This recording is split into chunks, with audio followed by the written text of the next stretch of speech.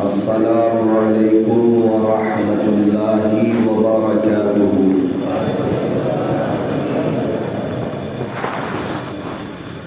الحمد للہ الذی ابدع الافلاک والاولین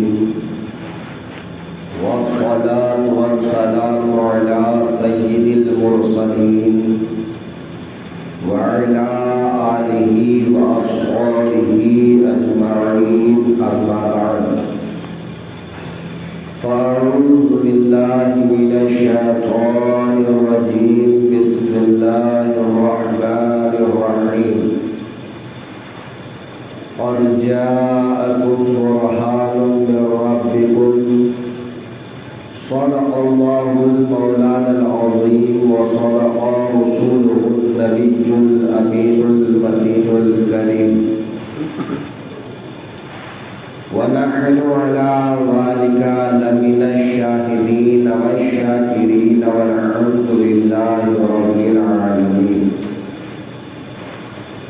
قرآن عظیم کی جس آیت کریمہ کی تلاوت کا شرف حاصل کیا، اس کی روشنی میں کچھ دیر گفتگو کرنے سے قبل گنبد خضرا کے امین رحمت للعالمین حضرت محمد مصطفیٰ صلی اللہ علیہ وآلہ وسلم کی بارگاہ میں انتہائی عقیدت و محبت کے ساتھ درود پاک کا نذرانہ پیش کریں۔ اللہم صل علی سیدنا و مولانا محمد بارک وسلم، صلاۃ و سلام علیک یا رسول اللہ صلی اللہ تعالی علیہ وآلہ وسلم۔ آقائے دو عالم صلی اللہ تعالی علیہ وسلم کی مبارک زندگی کا ایک پہلو ہے معجزات النبی صلی اللہ علیہ وسلم۔ اللہ رب العزت نے اپنے حبیب کے بارے میں ارشاد فرمایا، اے لوگو تمہارے پاس دلیل آ گئی، برہان آ گیا، حجت آ گئی، سراپا معجزہ بن کر میرا محبوب آ گیا۔ آقائے دو عالم صلی اللہ علیہ وسلم مجسم معجزہ ہے۔ آج میں آپ کے سامنے آقا کریم کے معجزات کا ایک پہلو عرض کروں گا کہ میرے آقا کریم صلی اللہ علیہ وسلم کے دست نبوت پر جو معجزات ظاہر ہوئے ان میں سے ایک دو کا ذکر کروں۔ آقا کریم صلی اللہ علیہ وآلہ وسلم کے مبارک ہاتھ معجزہ ہے۔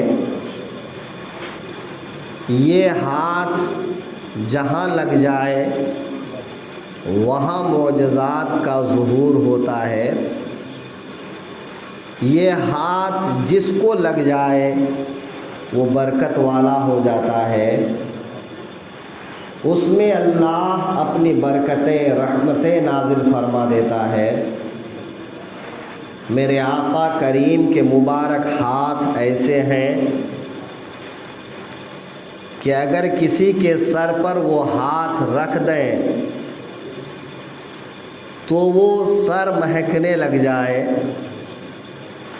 میرے آقا اگر اپنے ہاتھ کی انگلیوں کا اشارہ کر دیں تو آسمان کا چاند انگلیوں کے اشارے پر دائیں بائیں ہونے لگ جائے۔ میرے آقا اگر اپنے ہاتھ کا اشارہ کر دیں تو چاند دو حصے میں بٹ جائے۔ میرے آقا کریم اپنا ہاتھ اگر کسی مریض کے سر پہ رکھ دیں تو مریض شفا یاب ہو جائے۔ الغرض میرے آقا کی زندگی کا ہر حصہ بے شمار فضائل اور کمالات کو لیے ہوئے ہے۔ آقائے دو عالم صلی اللہ علیہ وسلم نے مکۃ المکرمہ میں نبوت کا اعلان فرمایا تو مکہ میں ہر طرف افراتفری پھیل گئی، چونکہ اب تک جو مکے والوں کا ذہن تھا وہ الگ قسم کا تھا۔ وہ پشتہا پشت سے نسل در نسل وہ بے شمار معبودوں کے سامنے سجدہ ریز ہوتے تھے، وہ لوٹ مار کرتے تھے، وہ فحاشی کی زندگی گزارتے تھے، وہ شراب نوشی کو عیب نہیں سمجھتے تھے، یعنی تمام برائیوں میں وہ گھرے ہوئے تھے۔ جب آقا کریم نے مکۃ المکرمہ سے اعلان فرمایا، اے لوگو تمہاری پیشانی کو جس بارگاہ میں جھکانا چاہیے وہ ایک ہی بارگاہ ہے، اور یہ وہ بارگاہ ہے، یہ وہ ذات ہے جس نے تم کو بھی پیدا کیا ہے، تمہارے باپ داداؤں کو بھی پیدا کیا ہے، تم سے اگلوں کو بھی پیدا کیا ہے، تمہارے بعد والوں کو بھی پیدا کرے گا، یعنی جو کائنات کا خالق و مالک ہے وہی تمہارا مسجود ہونے کے لائق ہے۔ جب توحید کا علم بلند فرمایا، لوگوں کو حیا کی تعلیم دی، لوگوں کو برائیوں سے روکنا چاہا، لوگوں کو ایک دوسرے کا مال کھانے سے منع فرمایا، ایک دوسرے کی عزت آبرو کی حفاظت کا حکم ارشاد فرمایا، تو مکے والوں کو اچنبھا لگنے لگا کہ یہ ایسا کیسے ہو سکتا ہے۔ بہت سو نے دشمنی شروع کر دی۔ آقائے کائنات صلی اللہ علیہ وسلم اپنی تبلیغ کا کام آگے بڑھاتے رہے، سلسلہ جاری رہا۔ آقائے دو عالم صلی اللہ علیہ وسلم ایک دن مکہ شریف میں آبادی سے باہر تشریف لے گئے، چراگاہوں کی طرف تشریف لے گئے، تو چراگاہ میں ایک نوخیز لڑکا، ایک نوجوان لڑکا اپنی بکریاں چرا رہا تھا۔ اس نوجوان سے میرے آقا صلی اللہ علیہ وسلم نے ارشاد فرمایا، اے نوجوان، کیا اپنی بکریوں کا دودھ ہم کو بھی پلاؤ گے؟ نوجوان نے کہا، جناب میں بکریوں کا مالک نہیں ہوں، میں بکریوں کا چرواہا ہوں، میں نوکری کرنے والا آدمی ہوں، میں اپنے مالک کی بکریوں کا امین ہوں، میں امانت میں خیانت نہیں کر سکتا، مالک کی اجازت کے بغیر میں آپ کو دودھ نہیں پلا سکتا۔ ذرا غور کیجئے، فطرت جس کی اچھی ہوتی ہے وہ بات بھی اچھی کرتا ہے۔ حالانکہ مکے میں ایسی فطرت کے لوگ بہت کم ہوا کرتے تھے، لیکن اس ماحول میں بھی کچھ ایسے لوگ تھے جن کی فطرت سلیم تھی، جن کی فطرت اچھی تھی، جن کی عادت اچھی تھی، جو امانت کو سمجھتے تھے۔ اس بچے نے کہا، میں مالک نہیں، اس لیے مالک کی اجازت کے بغیر میں آپ کو دودھ نہیں پلا سکتا۔ میرے آقا صلی اللہ علیہ وسلم نے ارشاد فرمایا، اے لڑکے یہ بتاؤ، کیا تمہاری بکریوں میں کوئی بکری کا بچہ بھی ہے جو مادہ ہے، جس نے ابھی تک بچہ نہیں دیا ہے؟ چونکہ دودھ آنے کا جو عادتاً سبب ہے وہ بچے کی پیدائش ہے، چاہے وہ انسان ہو، چاہے وہ حیوانات ہو، تو حیوانات بھی دودھ تب دیتے ہیں جب ان سے بچہ پیدا ہوتا ہے۔ تو میرے آقا نے ارشاد فرمایا، کیا تمہارے پاس کوئی ایسی بکری ہے جس نے ابھی بچہ نہ دیا ہو، جس کو ابھی دودھ نہیں آیا ہو؟ کیا ایسا کوئی ہے بچہ جس بچے کو تم مجھے دے سکتے ہو؟ لڑکا بکریوں کے بیچ سے ایک بکری کے بچے کو نکال لایا، آقا کریم کی بارگاہ میں پیش کر دیا۔ میرے آقا کریم صلی اللہ علیہ وسلم نے اپنے دستہائے نبوت کو، اپنے معجزہ والے ہاتھ کو اس بکری کے تھن میں، اس بچے کے تھن میں جیسے ہی میرے آقا نے اپنے ہاتھ لگائے، میرے آقا کریم کے ہاتھ کی برکت یہ ہوئی کہ اب وہ تھن دودھ سے بھر گئے، وہ بکری دودھ والی ہو گئی، وہ بچہ جو اب تک کبھی دودھ نہیں دیا تھا اب وہ دودھ والا ہو گیا۔ آقا کریم صلی اللہ علیہ وسلم کے ہاتھ کی برکت سے بکری کے بچے کے تھن میں دودھ پیدا ہو گیا۔ اب میرے آقا کریم نے ایک گہرے پتھر میں آقا کریم نے دودھ نکالا اور اسی دودھ کو میرے آقا نے بھی نوش فرمایا، اپنے ساتھ والے کو بھی پلایا اور اس نوجوان کو بھی پلایا۔ اور جب سب شکم سیر ہو گئے تو میرے آقا نے دوبارہ اس بکری کے بچے کے تھن میں اپنا ہاتھ لگایا اور ارشاد فرمایا، اب پہلے جیسے ہو جا۔ تو اب تھن سمٹ کر پہلے جیسا ہو۔ آقا کریم صلی اللہ علیہ وسلم کے مبارک ہاتھوں کی برکت سے بکری کا ایک ایسا بچہ جس نے ابھی تک دودھ نہیں دیا تھا، میرے آقا کے مبارک ہاتھ اس کے تھن سے لگ گئے تو وہ دودھ والی بکری بن گئی۔ آقا نے دودھ نکالا اور اسے خود بھی پیا، اپنے ساتھی کو بھی پلایا اور اس نوجوان لڑکے کو بھی پلایا۔ وہ نوجوان کون ہے؟ ذرا اس کو بھی سمجھ لیتے ہیں۔ وہ بچہ کون تھا اسے بھی سمجھ لیتے ہیں۔ آپ نے صحابہ کرام میں ایک بہت بڑا نام سنا ہوگا، حضرت عبداللہ ابن مسعود کا نام بہت بڑا ہے، کام بہت بڑا ہے، مگر جب آپ ان کے قد و قامت کے بارے میں سنیں گے تو آپ کو حیرانگی ہوگی۔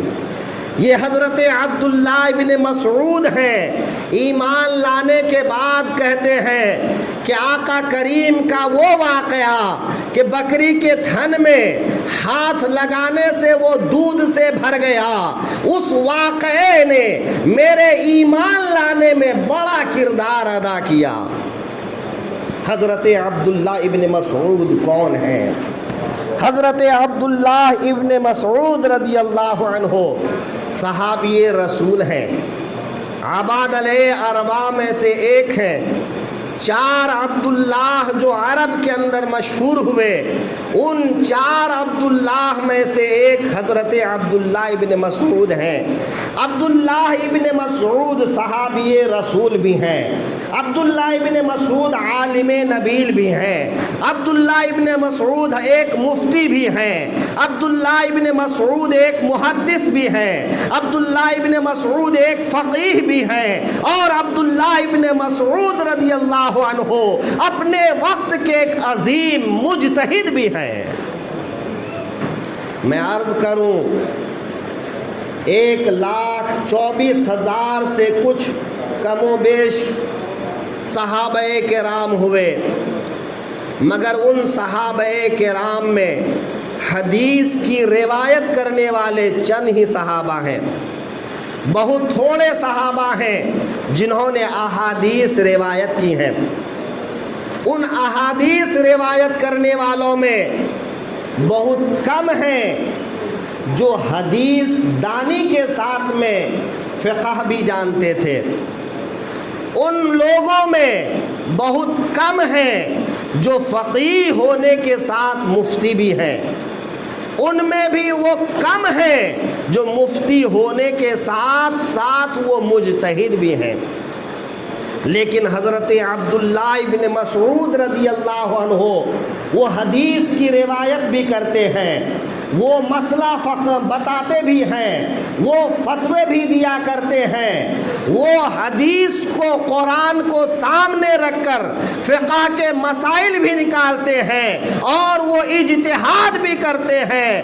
اور جب وہ کوفہ میں تشریف لائے تو کوفہ کی زمین کو انہوں نے علم حدیث سے، علم فقہ سے، علم فتویٰ سے اتنا سیراب کر دیا ہے کہ بعد والوں نے یہ کہا ہے کہ علم فقہ کی جو یہ کھیتی ہے، علم فقہ کی جو یہ کھیتی ہے، اس کھیت کو بونے والے حضرت عبداللہ ابن مسعود ہیں، اس کھیت کو سینچائی کرنے والے حضرت علقمہ ہیں، اور اس کھیت کو کاٹنے والے حضرت ابراہیم نخعی ہیں، اور اس کھیت کو مالش کرنے والے یعنی دانے کو بھوسے سے الگ کرنے والے حضرت حماد ہیں، اور ان الگ کیے ہوئے دانے کو پیسنے والے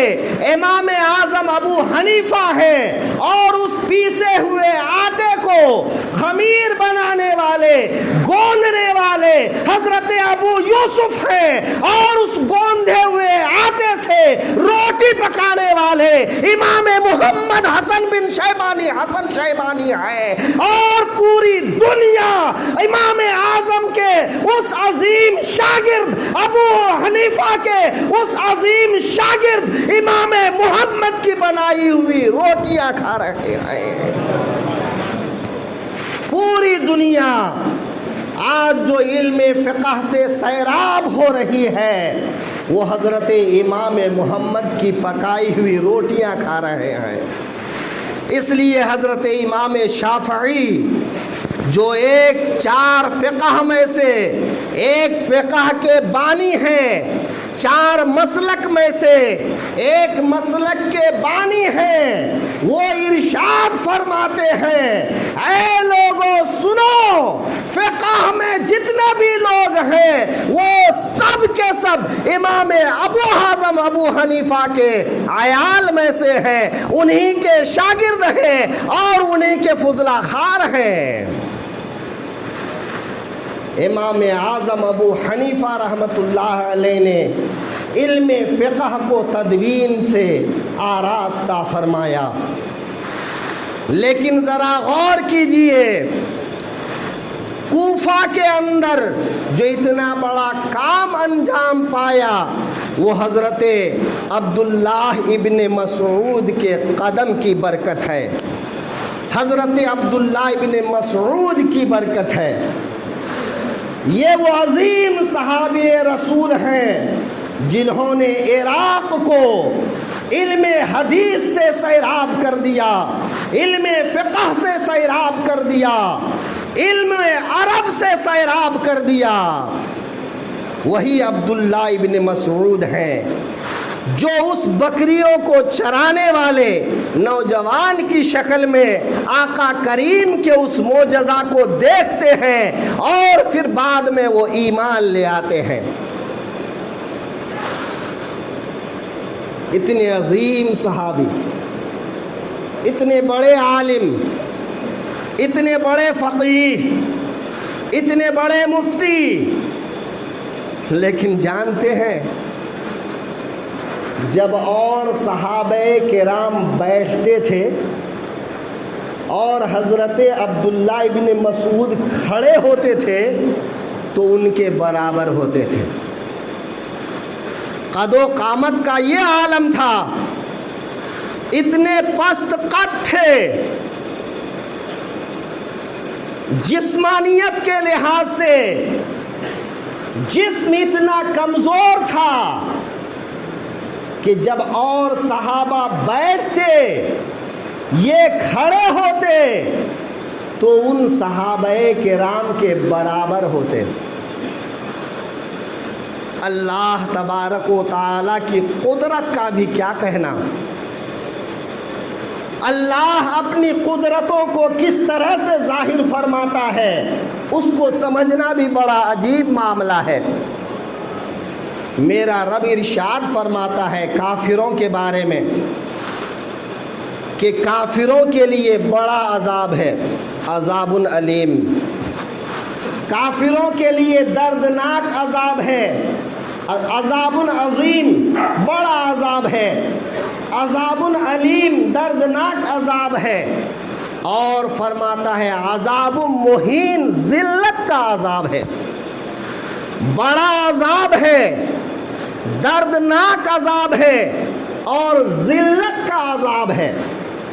عذاب تو عذاب ہے، لیکن اگر وہ عذاب ذلت کے ساتھ ہو، حقارت کے ساتھ ہو، توہین کے ساتھ ہو تو وہ اور تکلیف دہ ہو جاتا ہے۔ لیکن میرا رب ارشاد فرماتا ہے کہ جو میرے رسول کو نہیں مانتا اس کے لیے بڑا عذاب بھی ہے، دردناک عذاب بھی ہے اور ذلت کا عذاب بھی ہے۔ اس ذلت کا عذاب ان کافروں کے لیے ظاہر تو ہونا تھا، آخرت میں جو ذلت ہوگی وہ ہوگی، لیکن دنیا میں کیسے وہ ذلت ہوئی ذرا اس کا ایک نمونہ دیکھ لیجئے۔ آقا کریم نے جب مکے کے اندر اسلام کی تبلیغ شروع کی تو بہت سے دشمن پیدا ہوئے، ان دشمنوں میں جو ایک بڑا نام آتا ہے عمرو بن ہشام کا، جس کی کنیت ابو الحکم، اور میرے آقا کریم نے اس کو نام دیا ابو جہل۔ کیا نام دیا میرے آقا نے؟ ابو جہل۔ ابو جہل جو میرے آقا کا بڑا دشمن، سخت دشمن، ابو جہل نے مسلمانوں کو جتنا ستایا ہے شاید کسی اور نے اتنا ستایا ہو۔ سب سے پہلی شہید حضرت سمیہ، عمار ابن یاسر کی والدہ، جو شہید ہوئی ہیں اسی ابو جہل کے ہاتھوں سے شہید ہوئی ہیں۔ بڑا ظالم، بڑا جابر، بڑا سخت دل، لیکن اللہ کا وعدہ پورا ہو کر رہتا ہے۔ اللہ نے فرمایا ان ظالموں کے لیے ذلت کا عذاب ہے۔ آقا کریم صلی اللہ علیہ وسلم کی دشمنی میں بدر کا دن واقع ہوا، جنگ بدر ہوئی۔ ایک رات پہلے ہی میرے آقا نے ارشاد فرما دیا یہاں فلاں مرے گا، یہاں فلاں مرے گا، یہاں فلاں مرے گا۔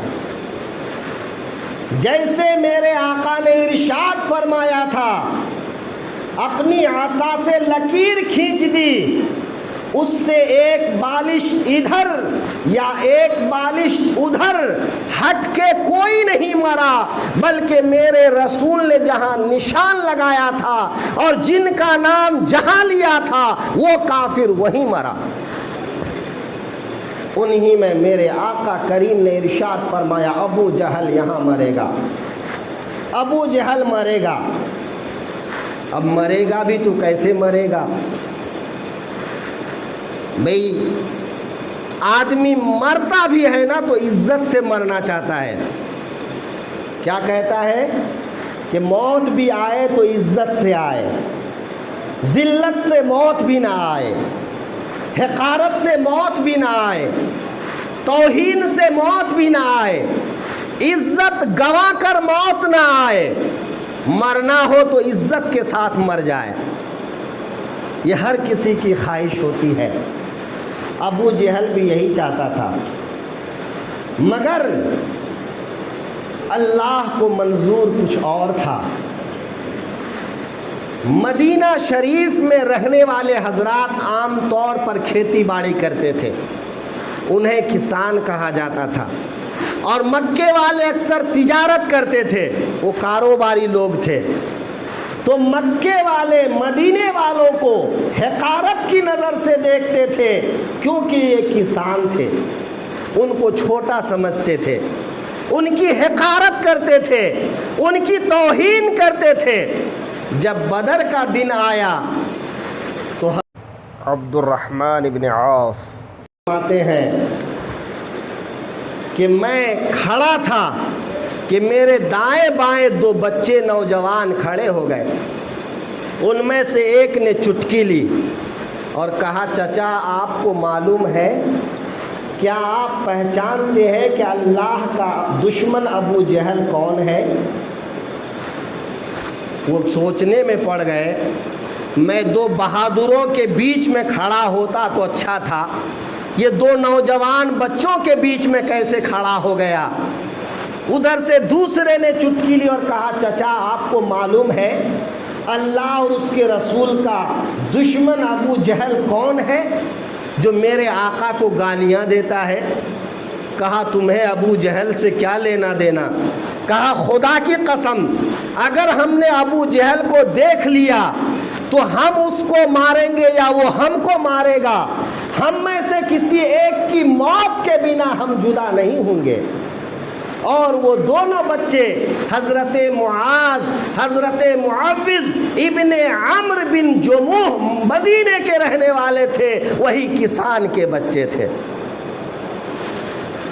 جب دونوں بچوں نے ایسے دو طرف سے سوال کیا، اتنے میں لوگوں کے بیچ میں چلتے پھرتے ابو جہل دکھائی دیا.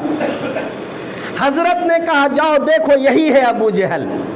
دونوں بچوں نے تلوار نکالی اور ابو جہل پر ٹوٹ پڑے، یہاں تک کہ ابو جہل کو مار مار کر زمین پر گرا دیا.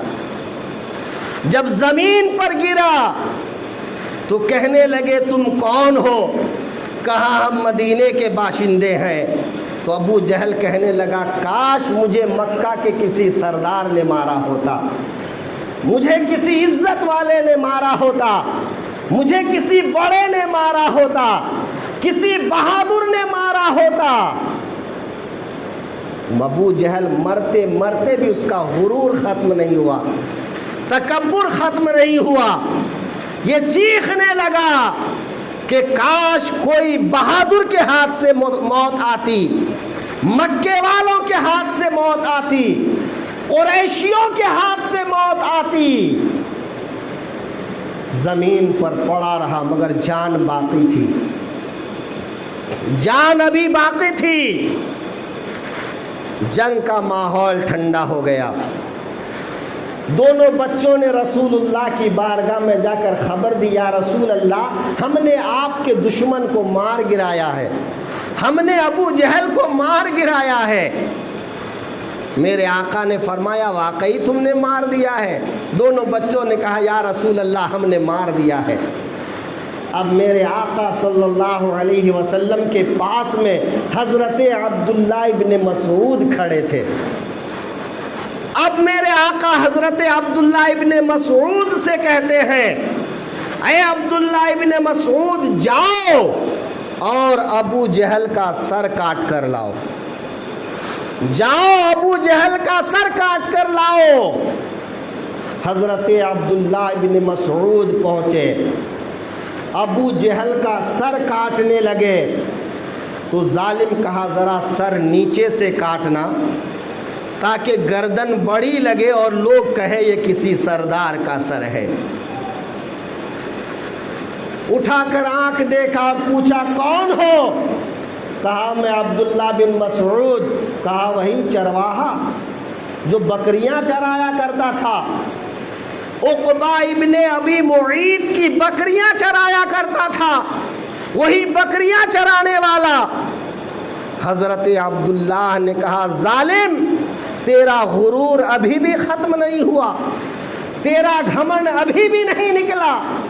جان جا رہی ہے لیکن تو ابھی بھی لوگوں کے درمیان نسلی امتیاز کی بات کرتا ہے، جبکہ اللہ انسانوں کو انسانیت کا درجہ دیتا ہے، رسول انسانیت کو انسان کا درجہ دیتا ہے. کوئی کالے گورے کا فرق نہیں بتاتا ہے، امیر و غریب کا فرق نہیں بتاتا ہے، علاقائی عصبیت نہیں بتاتا ہے، بلکہ ہر نسل کو انسانیت کی بنیاد پر اور ایمان کی بنیاد پر فضیلت دیتا ہے. حضرت عبداللہ ابن مسعود نے ابو جہل کی گردن کاٹا.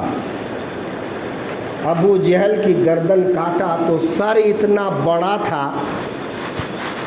سر اتنا بڑا تھا، وزنی تھا، اور حضرت عبداللہ ابن مسعود اتنے چھوٹے قد کے تھے، اتنے دبلے پتلے تھے کہ سر بھی ہاتھ سے اٹھایا نہ گیا۔ اللہ کافروں کو ذلت کا عذاب دیتا ہے، اس بدترین کافر کے لیے ذلت کا عذاب مقدر تھا، اور ذلت بھی کیسی، اللہ نے اس کا سبب پہلے سے بنا دیا تھا، اللہ نے سبب پہلے سے تیار کر دیا تھا۔ جب حضرت عبداللہ بن مسعود سے سر نہ اٹھایا گیا تو چھری سے کان میں سوراخ کیا، کان میں سوراخ کیا، اور اسی سوراخ میں رسی ڈالا، اور رسی سے گھسیٹ کر، جیسے مرے ہوئے کتے کو گھسیٹ کر پھینکا جاتا ہے، جب کتا مر جاتا ہے تو اسے کوئی اٹھانا بھی گوارا نہیں کرتا، ٹانگ میں رسی لگاتا ہے، گھسیٹ کر پھینکا جاتا ہے۔ آج ابو جہل کا یہ عالم ہے، جو اپنے آپ کو سردار اعلیٰ کہتا تھا، عرب کا بادشاہ کہتا تھا، مکہ کا امیر کہتا تھا، بڑا ظالم ہوا کرتا تھا، آج اس کی ذلت کا یہ عالم ہے کہ اس کا سر کان میں رسی ڈال کر کتے کی طرح گھسیٹا جا رہا ہے۔ حضرت عبداللہ بن مسعود گھسیٹ کر لے جاتے ہیں اور آقا کریم کے قدموں میں ڈال دیتے ہیں، عرض کرتے ہیں یا رسول اللہ آپ کے دشمن کا سر کاٹ کر لایا ہوں۔ کتنی ذلت کی بات ہے، اور اللہ کیسے ذلت کا عذاب دیتا ہے۔ آپ نے ملاحظہ کیا، مفسرین کرام فرماتے ہیں کہ ابو جہل کی اسی ذلت کے لیے اللہ نے عبداللہ ابن مسعود کو اتنا کمزور پیدا کیا تھا، اتنا دبلا پتلا پیدا کیا تھا، تاکہ ابو جہل کو یہ ذلت کی سزا دنیا میں ملے، اور آخرت میں جو ذلت کا عذاب ہوگا وہ تو ہوگا ہی۔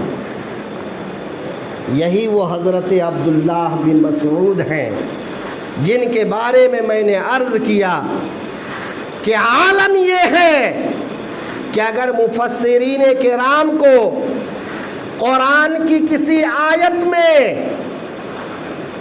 حضرت عبداللہ بن مسعود کا قول مل جاتا ہے، اس کی تفسیر مل جاتی ہے، تو بالاتفاق اس تفسیر کو قبول کر لیتے ہیں۔ اگر کسی محدث کو عبداللہ بن مسعود کی روایت مل جاتی ہے تو اس روایت کو اپنی کتاب میں جگہ دے دیتے ہیں۔ اگر کسی سائل کو عبداللہ بن مسعود فتویٰ دے دیتے ہیں تو وہ پورے انشراح صدر کے ساتھ اس فتوے کو قبول کر لیتا ہے۔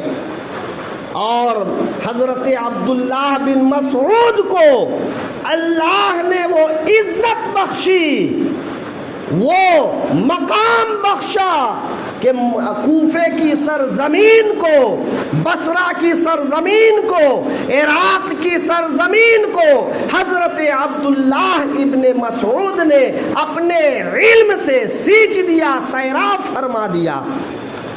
اور انہی کے شاگردوں میں حضرت علقمہ پیدا ہوئے، ان کے شاگرد ابراہیم نخعی پیدا ہوئے، ان کے شاگرد حضرت حماد پیدا ہوئے، ان کے شاگرد امام اعظم پیدا ہوئے، ان کے شاگرد امام ابو یوسف پیدا ہوئے، ان کے شاگرد حضرت امام محمد پیدا ہوئے، اور بے شمار فقیہ پیدا ہوئے، اور علم فقہ سے پوری دنیا سیراب ہو رہی ہے۔ میں نے عرض کیا تھا میرے آقا کریم کی پوری زندگی معجزات سے بھری ہے، یہ حضرت عبداللہ ابن مسعود بھی میرے آقا کے معجزات میں سے ایک معجزہ ہے۔